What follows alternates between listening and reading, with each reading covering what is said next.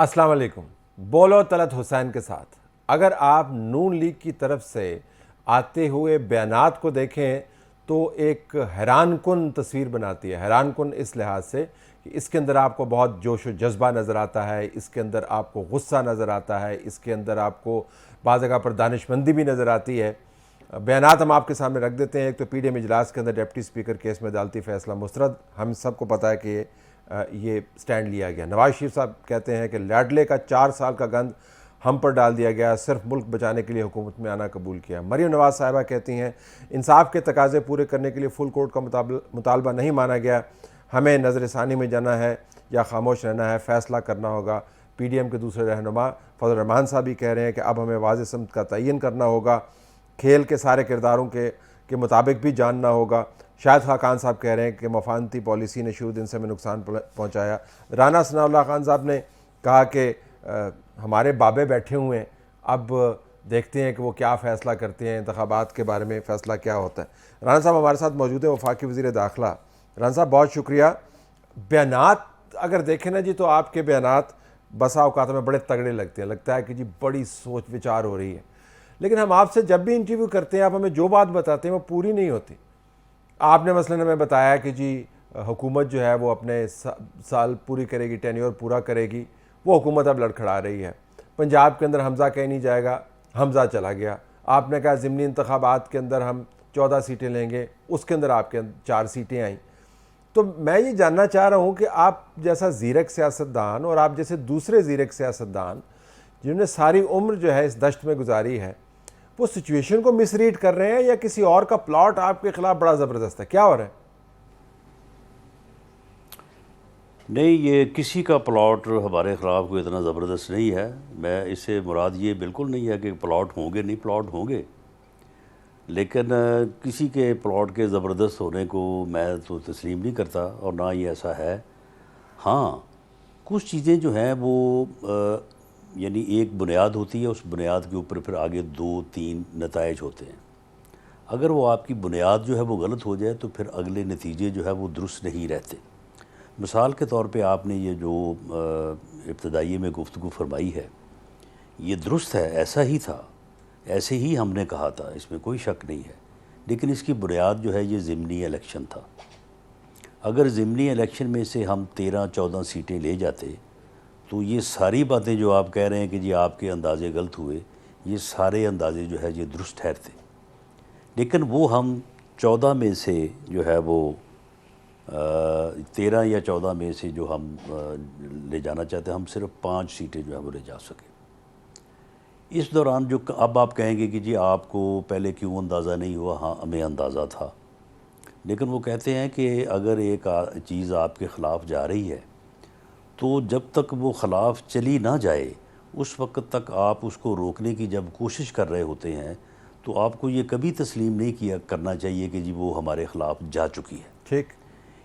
इस इलेक्शन में हमें बुनियादी तौर पे एक मुश्किल पेश आ रही थी कि ये जो कैंडिडेट थे, ये वो कैंडिडेट थे जिनके ऊपर 3.5-4 साल की इंतहाई नकम्मी, नालायक और नहल हुकूमत का मलबा था। इन लोगों से हर दूसरा आदमी इनके हलके में सवाल कर रहा था कि जी आप 3.5 साल कहाँ रहे हैं, आपने तो कोई काम ही नहीं किया, आपने पूरा हलका खंडर बना दिया है, कोई आपने नाली नहीं बनाई, कोई सड़क नहीं बनाई, कोई आपने पार्क नहीं बनाया, आप तो हमें मिलते ही नहीं रहे, तुसी रह किथे हो 3.25 साल। और दूसरी तरफ ये था कि हमारी जो पार्टी सपोर्ट थी, वो जो कैंडिडेट हमारा जो उनसे पिछले इलेक्शन में जो है वो कोई 1000-2000 वोटों से हारा था या जिसे हराया गया था, वो आदमी जो है जिसे हमने ये कहा कि भाई तुम अब इसको कंधों पे उठा के तो इसको जितवाओ, उस बंदे ने हमसे डरते हुए कि पार्टी नाराज़ ना हो जाए, कल को मेरे ख़िलाफ़ एक्शन ना हो, उसने कंधों पे तो उसे उठा लिया। लेकिन उसने उसको तस्लीम नहीं किया, और इसलिए नहीं किया कि अगर ये जीत जाएगा ठीक। तो फिर मैं तो फारग हो जाऊंगा, मेरी सियासत जो है वो तो ख़त्म हो जाएगी।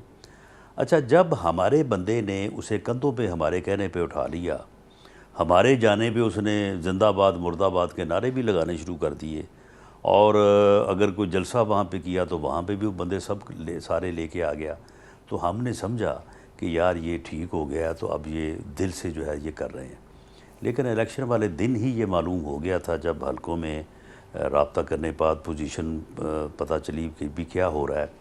तो इसके बावजूद जो है वहाँ पे मुकाबला हर सीट पे 2-4-6 हज़ार का ही रहा है। कोई ये नहीं हुआ कि जिस तरह से बात बनाई, रोज़ ही बड़ा बयानिया जी ऊपर चढ़ गया है जी, वो बड़ी जी पॉपुलरिटी ऊपर आ गई है। ये मुल्तान का इलेक्शन है जो सबसे ज़्यादा कंटेस्टेड हल्का था, 52-53 हज़ार में और 56 हज़ार में जो है वो मुकाबला हुआ है। तो क्या वो 3-4 हज़ार से जो है वो बयानिया ऊपर चढ़ा लेकिन है इलेक्शन की और जीत तो पॉपुलैरिटी राणा बड़ी साहब हो गई है। इलेक्शन की जीत होती है ना, तो जीत के बाद अब आप अगर ये नहीं इसमें ठीक जाएंगे है, कि जीत जीत जीत जीत नहीं, सुन लें, जीत बेशक जीत होती है, लेकिन उस जीत को एनालाइज जो है उस जीत के मुताबिक करना चाहिए ना। अब पिंडी वाली सीट है, पिंडी वाली सीट में हम कहें कि जी हमने जो है वो हर चीज़ जो है वो बुलडोज करके रख दी है, तो मामला ये है कि ये तो मैटर ऑफ लक है ना, जीत अपनी जगह पे है। तो मामला ये है कि हमें इस गलती का या इस फैसले का जो कि हमें बावजूद करना पड़ा और उन लोगों को टिकट दे के इलेक्शन लड़ाना पड़ा, उसका हमें इदराक करना चाहिए, आइंदा से इसकी एहतियात करनी चाहिए। ये कोई पॉपुलैरिटी नहीं है, कोई ये जो है ये बयानिया शयानिया नहीं है। इंशाअल्लाह ताला इलेक्शन में फ़ैसला करें, हमारे बाबे जो हैं वो फ़ैसला करें। इंशाअल्लाह ताला PMLN के वर्कर, PMLN के सपोर्टर भरपूर इलेक्शन लड़ेंगे और इंशाअल्लाह पंजाब को हम जीतेंगे। आपने अभी ये फरमाया कि ये जो कैंडिडेट्स थे इनके ऊपर पिछले 3.25 साल की नाअहली का वज़न था, और आपने ये भी बताया कि लोग पूछते हैं कि तुसी किथे रहे हो 3.25 साल। अब आपका कैंडिडेट जो है, भले वो आप ही का कैंडिडेट हो, पुराना कैंडिडेट हो, तमाम तवज्जो के साथ इलेक्शन लड़े, उसके ऊपर जो 3 महीने का बर्डन है राणा साहब, वो बहुत ज़्यादा है। आज जब मैं आपसे बात कर रहा हूँ तो हमारे सामने जो बिजली के बिलों के अंदर तूफ़ान आया है वो रिपोर्ट्स पड़ी हुई हैं, जो गैस के मामलात है वो रिपोर्ट्स पड़ी हुई हैं। आपके कैंडिडेट से ज़िमनी इंतखाबात में जो टिकट होल्डर थे वो तो 3.25 साल का हिसाब लोग मांग रहे थे, आपका कैंडिडेट नहीं था। 3 महीने का हिसाब अगर आपके हकीकी कैंडिडेट को देना पड़ गया तो आप सारा इंतखाब हार जाएंगे पंजाब में। कौन वोट देगा आपको 3 महीने के बर्डन के ऊपर राणा साहब? अब नहीं, सुन लें, पहली बात ऐसा बिल्कुल नहीं होगा। और जो है ये जो मैंने कहा कि इन लोगों को क्वेश्चन किया, इनको ज़ाती तौर पे क्वेश्चन किया गया, इनकी ज़ात से क्वेश्चन हुआ कि जी आप जो है वो कहाँ रहे हैं। दूसरी बात ये है कि हमें इस हकीकत को वाज़े करना होगा और हम ये वाज़े करेंगे इंशाअल्लाह कि ये जो कीमतें बढ़ी हैं, ये जो हमने हुकूमत में आने का फ़ैसला किया है, उसके क्या मुज़मरात थे, वो कौन सा मामला था, किस तरह से जो है वो ये चीज़ सामने रखी गई। और राणा साहब किसी ने यकीन नहीं करना, मान लें आप, दूसरी बात नहीं है, किसी ने यकीन नहीं करना, सारे करें, नहीं करेंगे। 100% 3 महीने से आप यही बात कर रहे हैं राणा साहब, आपने कितनी प्रेस कॉन्फ्रेंसेस की हैं, नहीं, हर इंटरव्यू में यही बात होती है, नोबडी तो यकीन कर रहे हैं लोग, कहाँ पे यकीन कर, नहीं तो लोग यकीन कर रहे हैं ना। नहीं क्या ना, आप मुझे ये बताएं कि ये जो ज़िमनी इलेक्शन में मुकाबला हुआ है, अगर आप वाली बात पे जाए तो PMLN शेर पे मोहर लगनी चाहिए थी 5,000 लोगों की और बल्ले पे लगनी चाहिए थी 60,000 लोगों की, फिर ऐसे क्यों नहीं हुआ? लेकिन बल्ले के ऊपर जो मोहर लगी है, उन्होंने, आपने देखा कि उन्होंने अपने वोटों में इजाफा कितना किया है राणा साहब, उन्होंने अपने वोटों में इजाफा कितना किया? नहीं तो इजाफा नहीं, सुन लेना, तो ये जो हल्के हैं यहाँ पे आपको पता है कि हमने कितना इजाफा किया, हमारा इजाफा उनके इजाफे से ज़्यादा है। अगर 2018 में इन 20 हल्कों से आप हमारे वोट गिने और आप उनके वोट गिने तो उनके मुकाबले में हमारा इजाफा जो है वो डबल है, क्योंकि इंडिपेंडेंट का भी वोट था, नून का भी वोट था ना राणा साहब, इस वजह से डबल हुआ है आपका। नहीं कोई इंडिपेंडेंट का कोई वोट नहीं था। इंडिपेंडेंट गरीब जो है वो फारग हो चुके थे 4.25 साल की हुकूमत से, और PTI के बाकी जितने कैंडिडेट हैं ये जो 4.25 साल हल्कों में गए नहीं हैं, अब ये बाकी 20 के अलावा जो बाकी हैं ये जब जाएंगे तो उनको समझ आएगी। देखें, एक मैं आपको बात बता दूं कि बाकी तो हिम्मत और कोशिश जो है वो सब ने अपनी अपनी करनी है। जो PMLN का वोटर है और जो PTI का वोटर है, इस कदर डिवाइड हो चुकी है, इस कदर डिवाइड हो चुकी है कि एक घर में अगर 3 वोट एक तरफ हैं, 2 वोट एक तरफ हैं, खुदा की कसम ना वो 2 दूसरी तरफ जाएंगे ना वो 3 दूसरी तरफ जाएंगे, ठीक, बात वहीं पे रहनी है। ठीक, ये मैं आपको बता दूं, इलेक्शन अनाउंस होने की देर है, अगले 15 दिन में, और अगर मियाँ नवाज शरीफ साहब आ गए तो अगले उनके आने के बाद अगले 10 दिन में आप सूरत हाल जो है वो, मेरी बात आप नोट कर लें, आप बदली हुई सूरत हाल आप देखेंगे। ज़रा इलेक्शन के ऊपर ही रहते हैं राणा साहब, मसला आपकी जमात का सिर्फ ये नहीं है कि उसने ये गलत बुनियादी फ़ैसला किया जिसके बाद पंजाब की हुकूमत का मसला खड़ा हो गया, जिसके बाद अदलिया बीच में कूद गई, जिसके बाद बहुत कुछ सारा हुआ जिस तरह आपने तफसील बताई। मसला ये भी है कि आपकी पंजाब के अंदर पार्टी जो है ना, उसको जो लीड करने वाले हैं उनकी कोई सिमत वाला नज़र नहीं आती। अब आप एक मरकज़ी किरदार रहे हैं पंजाब की सियासत में नून लीग को चलाने में, आप बैठे हुए हैं मरकज़ के अंदर, वहाँ पे जो लोग टिकट देने वाले हैं उनका अता पता नहीं है, वो फैसले खुद करते हैं। तो मरकज़ में हम तो अक्सर बात करते हैं पीटीआई की कमज़ोरी की, पार्टी की, आपकी पार्टी का भी कोई रुख नज़र नहीं आता। अब हमजा शहबाज साहब के साथ देखें, इतना कुछ हुआ है, मुझे तो कहीं नज़र नहीं आए, आपको नज़र आए हैं तो मुझे बताएं किधर हैं वो? नहीं देखें, मामला ये है कि हमजा साहब ने इस पूरी एक्सरसाइज में जिस तरह से उन्होंने अपनी पार्टी के बंदों को जोड़ के रखा है, और 179 वोट हमारे थे और 179 वोट वो लेके गए हैं, तो मामला ये है कि उनकी ज़ात के अलावा अगर हम किसी और की ज़ात को आगे करते तो शायद ये बात ना बन सकती और पार्टी में जो है वो थोड़ा बहुत फ़र्क आता। बाकी रही बात कि वो रोज़ एक प्रेस कॉन्फ्रेंस करें, रोज़ एक जो है वो बयान दें, वो हर मौके पे जहाँ कहीं भी महसूस किया गया, किसी ने कहा या उन्होंने ख़ुद महसूस किया तो उन्होंने बात की है। लेकिन रोज़ बात करना जो है वो आखिर एक पार्टी का पूरा एक कम्युनिकेशन का दौर है राणा साहब, कम्युनिकेशन का दौर है, पार्टी से आपने बात करनी है, लीड करना है। बंदे तो परवेज़ इलाही ने भी जोड़ लिए थे, नहीं आपने होटलों में बंदे बंद किए हुए थे, उन्होंने भी बंद किए हुए थे, आपने बंद किए हुए थे। बंदे जोड़ना केड़ा औखा काम है राणा साहब? देखो गल ये है ना कि ये बंदे जोड़ना ही बड़ा काम है, बड़ा काम भी तो यही है ना। बाकी मामला ये है कि देखें इसमें जो है ये रोज़ इस बारे में जो एक हमारी मीडिया कमेटी है वो रोज़ फैसला करती है, और कुछ चीज़ें तो लोग अपने तौर पे करते हैं, प्रोग्राम्स में जाते हैं, टॉक शोज़ में जाते हैं, प्रेस कॉन्फ्रेंस करते हैं, लेकिन एक बुनियादी तौर पे कुछ चीज़ों का फ़ैसला करके जो है वो पार्टी की सतह पे भी जो है वो किया जाता है। बाकी रही बात, आपने कहा कि जी अपना पार्टी टिकट पता कोई नहीं है, मैं बतौर पंजाब प्रेसिडेंट आपको यकीन दिलाता हूँ कि इस वक्त हमारी साउथ में पिछली दफ़ा पोजीशन कमज़ोर कर दी गई थी, कमज़ोर थी नहीं, हम साउथ में आलमोस्ट जो है वो डिसाइड कर चुके हैं, हमें पता है कि कहाँ पे कौन आदमी हमारा इलेक्शन लड़ेगा। सेंट्रल पंजाब में हमें इशू नहीं है, लेकिन कोई 10% हल्के ऐसे हैं कि जहाँ पे एक से ज़्यादा बंदे इतने ज़्यादा जो है वो क्लोज़ हैं कि उनके लिए हमें थोड़ा बहुत जो है वो नज़दीक जाके फ़ैसला करना पड़ेगा। तो इसलिए हमारा कोई ऐसा मसला नहीं है, आज इलेक्शन अनाउंस हों, अगले एक हफ़्ते में जो है वो हम लिस्ट जो है वो अपने कैंडिडेट्स की जो है उसको फ़ाइनल कर सकते हैं। आज इलेक्शन अनाउंस तब होंगे जब आपकी हुकूमत ये फ़ैसला कर पाएगी मरकज़ में उस वफाकी काबीना में जिसका आप एक कलीदी हिस्सा हैं, जिसको शहबाज शरीफ साहब लीड करते हैं। आपकी हुकूमत अगर ये फ़ैसला कर पाए कि उन्होंने मरकज़ चलाना है या नहीं चलाना, इलेक्शन जो है हवा में तो अनाउंस नहीं होंगे, आपकी जमात को और पीडीएम को ये फ़ैसला करना है। अब इस फैसले के ऊपर इतनी बहस हो गई है कि जबड़े थक गए हैं तज्जिया कर करके राणा साहब। नहीं वो जबड़ों को तकाने के लिए थोड़ा सा ज़हन ऊपर जो है ना वो मेरा ख्याल है कि ज़ोर देना चाहिए, और उसमें जो है वो बात समझ में आ जाएगी। आप मुझे बताएं कि हम सुबह जो है वो फ़ैसला करके असम्बली डिज़ोल्व कर दें, कौमी असम्बली, और सूबाई असम्बलियाँ डिज़ोल्व ना हों, तो फिर हम पंजाब में परवेज़ इलाही के, क्यू लीग के, KPK में PTI के, सिंध में पीपल्स पार्टी के, और बलूचिस्तान में BAP के निजी इलेक्शन लड़ें, तो फिर आप ही हमें कहेंगे कि भैया ये आपने किया क्या है। तो मामला ये है कि ये चीज़ें ऐसे तो नहीं तय होती।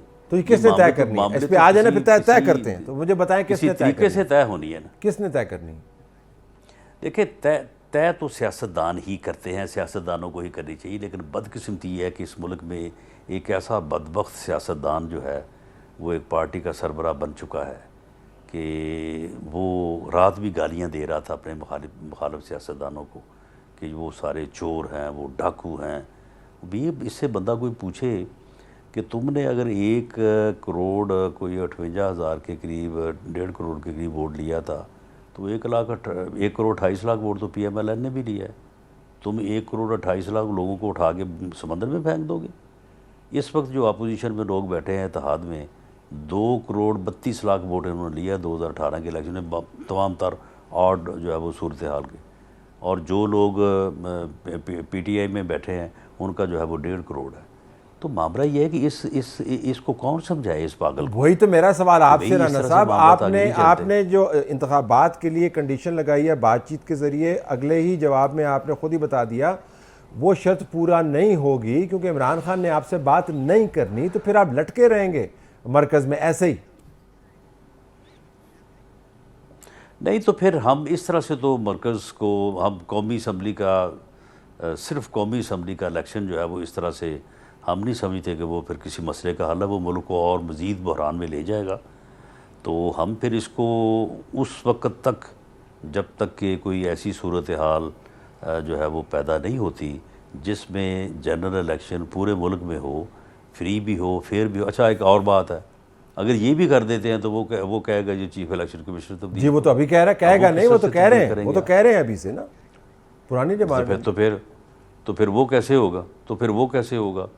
अच्छा, उसके बाद वो कह देंगे जी चीफ जस्टिस को तब्दील कर दो, किसी और चीफ को तब्दील कर दो। नहीं, ये नहीं कैसे कहेंगे, होगा? ये नहीं अब कहेंगे। उसके बाद चले जी चीफ इलेक्शन जस्टिस का नहीं कहेंगे, आपको पता है वो? चलें उसके बाद अच्छा नहीं, कोई पता नहीं है, को कल को फैसला आ जाए तो अगले दिन वो ये भी कह देंगे। अच्छा, आगे आ जाए जो इलेक्शन हो जाता, वो कहेगा अगर वो नहीं जीता, उसे 2/3 मेजॉरिटी नहीं मिलते, वो कहेगा जी मैं तो इलेक्शन को नहीं मानता, बिल्कुल यही कहेंगे, इलेक्शन दोबारा करो। बिल्कुल यही कहेंगे। तो मामला ये है कि इसका इस पूरी कौम को, तमाम जो है वो सेगमेंट ऑफ सोसाइटी को, पूरी कौम को इस बंदे को शनाख्त करना चाहिए, इस बंदे का इदराक करना चाहिए। ये बंदा इस मुल्क को, इस कौम को किसी हादसे से दो चार कर देगा। इसी तरह का जज्बाती जो है वो हिटलर ने जर्मन कौम को अपने पीछे लगाया था और कौम पीछे लग गई थी, और उसके बाद फिर देखें कि उस कौम का हशर उसने फिर क्या करवाया। ये पागल आदमी है, ये किसी हादसे से दो चार करेगा इस कौम को, इसका कोई हल नहीं है। ये किसी जगह पे, किसी भी अपना शर्त पे आके जो है ना, ये मुतफिक नहीं होगा। जहाँ पे आप इसके पीछे पहुँचेंगे आगे चल पड़ेगा। तो अब फिर मामला तो वहीं पे खड़ा रहना, तो इसका मतलब है कि मरकज़ और पंजाब की मखासमत का आगाज़ हो जाएगा। मरकज़ और KP की मखासमत ऑलरेडी मौजूद है, फाइनेंशियल कंडीशन डिटीरिएट होती रहेगी। आपकी पार्टी के बड़े बाबे फ़ैसला करते रहेंगे लेकिन फ़ैसले पर तकमील नहीं, अमल दरामद नहीं करवा पाएंगे क्योंकि इमरान खान मानता नहीं है। इन हालात में फिर इस्टेब्लिशमेंट आपको बिठाएगी, सारों को कोशिश करेगी कि नहीं? देखें, अब ये कहना तो उस मौक़िफ़ की नफ़ी होगा जिस मौक़िफ़ को हमने आज तक इख्तियार किए रखा है। लेकिन अब इसका मैं क्या जवाब दे सकता हूँ कि इस वक्त जो यानी इस वक्त सबसे बड़ा मसला तो इकॉनमी है ना।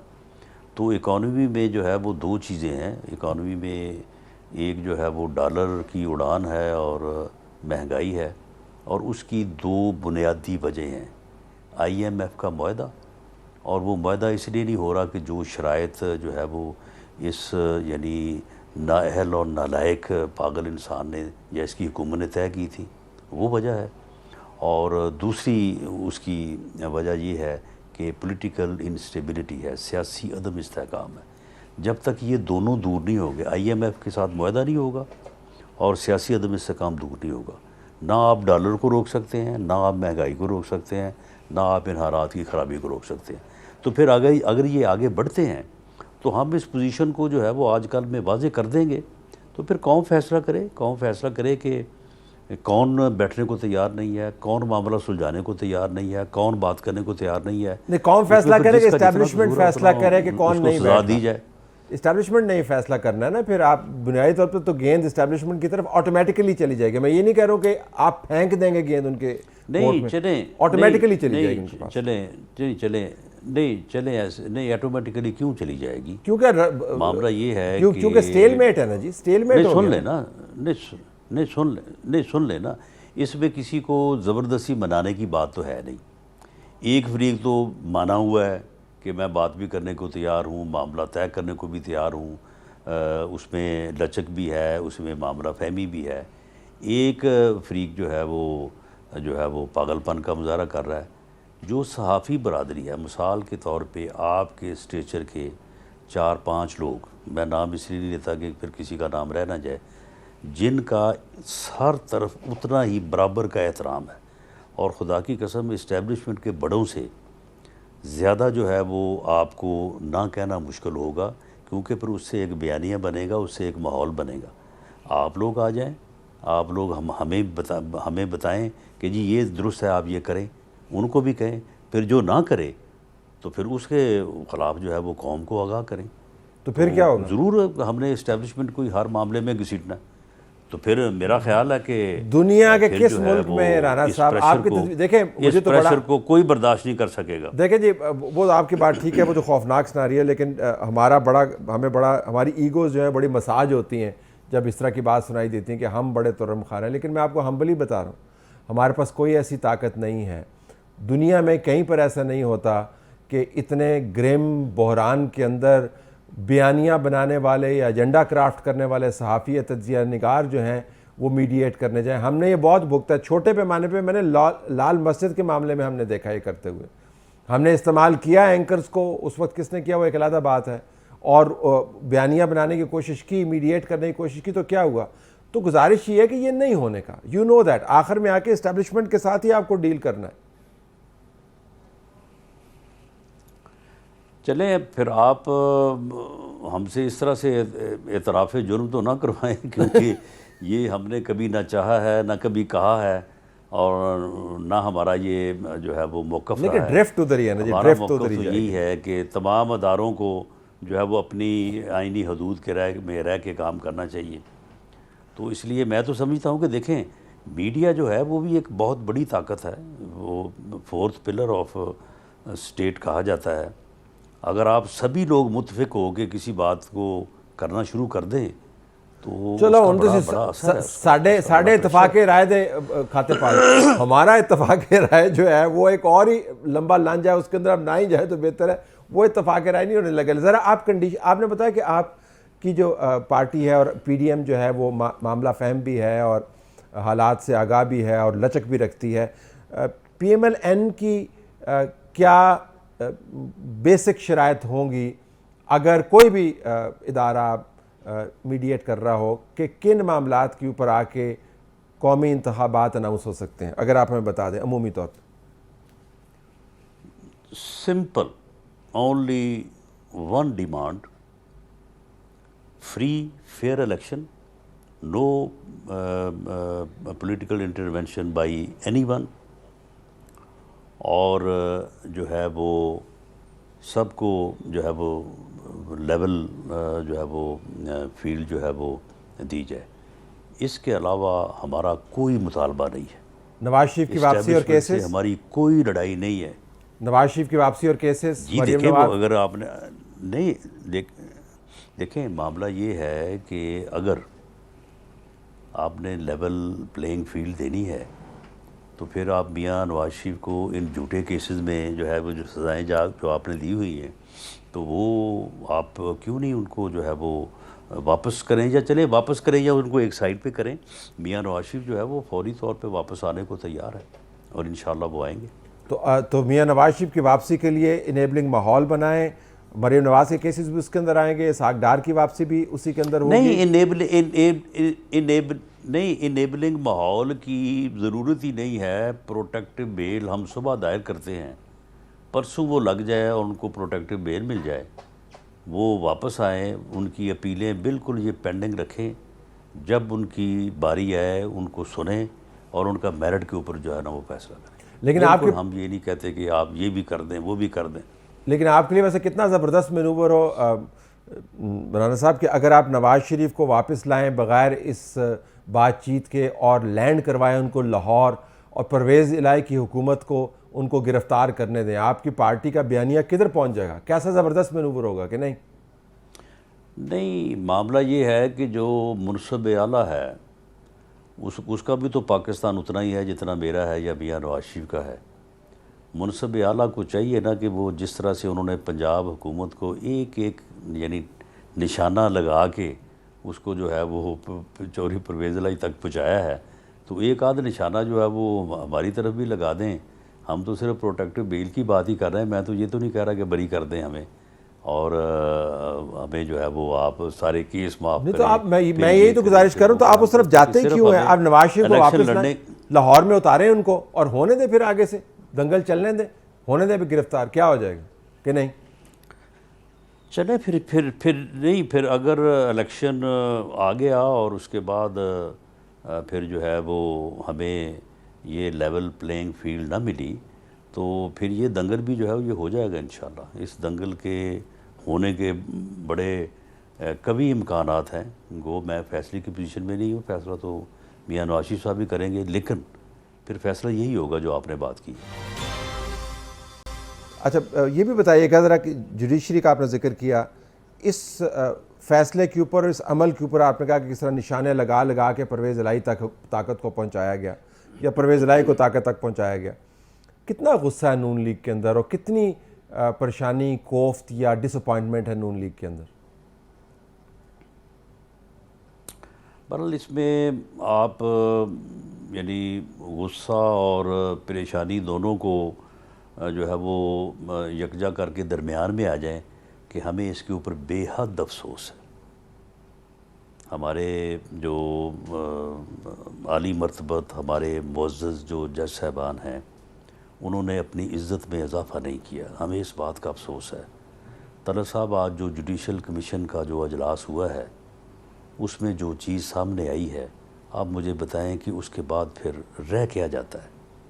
ये एक ऐसा अदारा है कि बाकी सारे अदारों की ख़ामियों से, गलतियों से आप मामलात को आगे बढ़ा सकते हैं, मामला चल सकते हैं, लेकिन जब जब यहाँ पे गलती पैदा हुई है तो फिर तबाही हुई है। तो आप मुझे बताएं कि वहाँ पे जो काजी फैज़ ईसा का ख़त है, आप उसे सामने रख लें, पढ़ लें उसे A to Z, और उसके बाद आज जो जुडिशल कमीशन की प्रोसीडिंग हुई है उसको आप सामने रख लें, तो उसके बाद आप जो हमें बुरा भला कहते हैं या हमारी गलतियां निकालते हैं, आप खुदा की कसम आप जो है वो इस नतीजे पे पहुंचेंगे कि ये सूरत हाल जिन लोगों ने पैदा कर दी है, उन लोगों ने जुल्म किया है, वो अपने साथ भी जुल्म कर रहे हैं और वो आगे भी जो है वो जुल्म कर रहे हैं और इस मुल्क के साथ भी जो है वो जुल्म कर रहे हैं। इस बात के ऊपर हमें नहीं, सबको आवाज़ उठानी चाहिए, सबको ये बात करनी चाहिए, वरना अगर नुकसान होगा तो वो सिर्फ कोई हमारा तो नहीं होगा, सभी का होगा। पाकिस्तान सबका है, कोई किसी का अकेले का तो नहीं है। एजेंडा क्या है आपके ख्याल में जब ऐसी बातें होती हैं, जब इस तरह जुडिशल कमीशन बनता है? मैं सियासी तज्जिया चाह रहा हूँ। मैं आपको सच्ची बात बताऊं, मैं आपको सच्ची बात, एजेंडा भी कोई नहीं है। ये विदाउट एजेंडा ही जो है ना, ये जिद में किए जा रहे हैं, एम ही लगे फिर दे रहे। राना साहब, इतनी सादी जिंदगी है पाकिस्तान में। तलत साहब तुसी मैनू ये नहीं, तलत साहब तुसी मैनू ये दसो कि तुहानू ये पता होवे कि यह मीटिंग है जिहड़ी, इस मीटिंग 'च मैं जिहड़ी शै लैके जा रहा है, ये मैनू अगे उहदा नां किया जिहड़ा है वो नतीजा मिलना है, तो तुसी मीटिंग रखण दे, मीटिंग पोस्टपोन करन दे, मीटिंग ना करन दे मजाज होवो, तो इस दे बावजूद तुसी जिद करो, तो फिर गल ये है कि जे तुहाडी सोच ये है तो फिर तुसी किसी जगह भी जिथे चाहो तुसी कुछ भी कर सकते हो। मैनू तो इस गल तो बड़ा खौफ भी है तो अफसोस भी है कि जी यह मामलात ने और देखें, ये परवेज़ इलाही के मामले में भी जो है ये हमारे मुअज़्ज़ज़ जज साहबान का जो यानी रवैया रहा है कि रात को 10 बजे जो है वो एप्लीकेशन जो है वो मंगवाई गई है। एप्लीकेशन अभी तैयार नहीं हुई थी, उसका इंतज़ार किया गया है, छुट्टी वाले दिन सुना गया है और उसके बाद मंडे को आपने उस दिन की प्रोसीडिंग, शायद आप नहीं थे उधर, आप कि उस दिन ये फैसला था कि अज ही करना है जी, अज तो अगे नहीं थानू जान देना, और उस तो बाद अगले दिन फिर बन लिया। तो मामला ये है कि चले यही फ़ैसला जो है वो 2 दिन बाद हो जाता, 3 दिन बाद हो जाता, और फिर देखिए कि एक ही फ़ैसले में एक फ़ैसला महीना बाद करके महीना पहले वोट काउंट हुए जो 25 थे वो माइनस करवा दिए, और उसके बाद जो है वो 1 महीने बाद जो 10 माइनस हुए हैं उनको जो है वो जमा करवा दिया। चले वो मेरिट को छोड़ें आप, तो मामला ये है कि जब इतने आला मनसब पे बैठे लोग जो हैं वो मामलात को ऐसी नज़र से देखेंगे, तो उसके बाद फिर इस्तवाई की ज़िम्मेदारी आप हमारे ऊपर डालें या PMLN के ऊपर डालें, वो आपकी मर्ज़ी है, लेकिन ऐसा है नहीं। लेकिन मुझे सर बिल्कुल आखिर में मुझे जो तज्जियाती तौर पर अवहाम अभी भी है वो ये कि आपका मानना ये है कि ये वैसे ही किया जा रहा है, इसके पीछे ना कोई इसका हदफ है, ना इससे कोई हासिल होना है, क्योंकि जो लीगल हल्के हैं जिनसे आप भी बड़े करीब से जुड़े हुए हैं वो तो ये कह रहे हैं जी कि ये काजी फ़ाइज़ ईसा के चीफ़ जस्टिस बनने के लिए एहतमाम किया जा रहा है कि जब वो जज साहब बने चीफ़ जस्टिस तो उनके पास जब भी वो बेंच बनाएं, जैसा भी बेंच बनाएं, बंदे पुराने आंदे हों, ये तज्जिया भी हो रहा है। नहीं तो फिर इतना मालूम नहीं था आपको कि ये मीटिंग जब होगी तो उसमें हमारे वोट पूरे नहीं हैं, तो ये शर्मिंदगी उठाने की क्या ज़रूरत थी? ये तो फिर एक यानी ज़िद ही है ना कि नहीं जी करो तुसी वेखी जाएगी। तो मामला ये है कि ये बातें ऐसी हैं कि ये वैसे ऑन एयर जो है वो टॉक शोज़ में होने वाली नहीं है, ये बड़े नाजुक मामलात हैं, लेकिन अब इस वक्त हमारे सामने हैं और हो रहे हैं जी। लेकिन राना साहब मुल्क से ज़्यादा नाजुक चीज़ कोई नहीं है, कोई चीज़ जो है मुल्क की नाजुक सूरत हाल से ज़्यादा नाजुक नहीं है। ना नाजुक जज्बात हैं, ना नाजुक जो है वो किसी की पोजीशन है, मुल्क की जो नज़ाकत है और उसके नाजुक हालात है वो सबसे अहम है। हम आपका बहुत शुक्रिया अदा करते हैं कि आपने हमें ज्वाइन किया। काजी फ़ैज़ ईसा साहब का जो लेटर है उसके ऊपर आप तलत साहब किसी दिन ज़रूर तबसरा फरमाएँ। जी बिल्कुल, मैं वो तो लेटर पढ़ ही दूँ तो वो खुद ही तबसरा होगा उसके ऊपर। आपका बहुत शुक्रिया राना साहब, आपने हमें ज्वाइन किया। नाज़रीन, राना सनाउल्लाह की आप बातें सुन रहे थे, वाज़ेह अंदाज से उन्होंने बता दिया कि जब तक ये फ़ैसला ना हो जाए कि मरकज़ के अलावा सूबे की हुकूमतें भी डिज़ोल्व होंगी, जो इंतखाबात हैं उनके ऊपर मरकज़ी हुकूमत राज़ी नहीं होगी। इसके ऊपर उन्होंने कोई वाज़ेह तरीके से बताया नहीं कि ये मामला तय करने के लिए कौन बैठेगा, लेकिन बैन-ए-सतूर इशारा कर दिया कि हालात उसी तरफ जाएंगे, यानी इस्टेब्लिशमेंट उसमें इन्वॉल्व हो सकती है। अगरचे PMLN का स्टैंस बिल्कुल भी नहीं है, उन्होंने वाज़े कर दिया। नवाज़ शरीफ की आमद की कंडीशंस भी उन्होंने बता दी और ये भी कह दिया कि अगर हालात मुश्किल हुए फिर नवाज़ शरीफ इस बात से कतई नज़र कि उनकी प्रोटेक्टिव बेल वगैरह होती है नहीं होती, वो पाकिस्तान के अंदर लैंड कर सकते हैं। जज साहिबान की तरफ से बेंच बनाने के मामले से लेकर अगले जुडिशल अपॉइंटमेंट्स तक तमाम मामलात पर उन्होंने एक नुक्ता नज़र का इजहार किया, जिससे आपको पता चलता है कि वाक़तन पाकिस्तान एक नाजुक मोड़ में से गुज़र रहा है। इजाज़त चाहते हैं, अल्लाह हाफ़िज़।